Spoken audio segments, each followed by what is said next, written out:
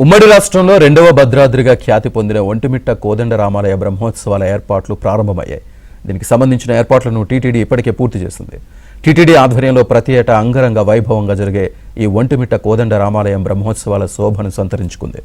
రేపటి నుంచి వార్షిక బ్రహ్మోత్సవాలు ప్రారంభం కావడంతో అన్ని ఏర్పాట్లు పూర్తి చేశారు. రేపు అంకురార్పణ, 6వ తేదీన ధ్వజారోహణ కార్యక్రమం జరగనుండగా 15వ తేదీ వరకు వార్షిక బ్రహ్మోత్సవాలు జరుగుతాయి. ఈ ఉత్సవాల్లో భాగంగా 6వ తేదీ నుంచి ప్రత్యేక కార్యక్రమాలతో పాటు పురవీధుల్లో ఊరేగింపు కార్యక్రమాలుంటాయి.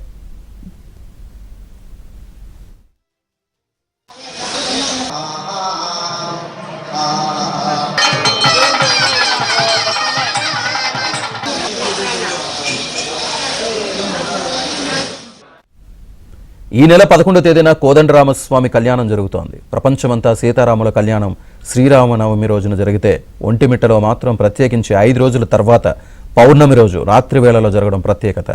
బ్రహ్మోత్సవాల నేపథ్యంలో టీటీడీ ఏర్పాట్లు పూర్తి చేసింది. ఆలయ పరిసరాలు, ఒంటిమిట్ట పురవీధులు, కళ్యాణ వేదిక ప్రాంతాల్లో వివిధ రకాల విద్యుత్ దీపాలు చూపర్లకు కనువిందు చేస్తున్నాయి. ఆలయాన్ని సర్వాంగ సుందరంగా అలంకరించారు.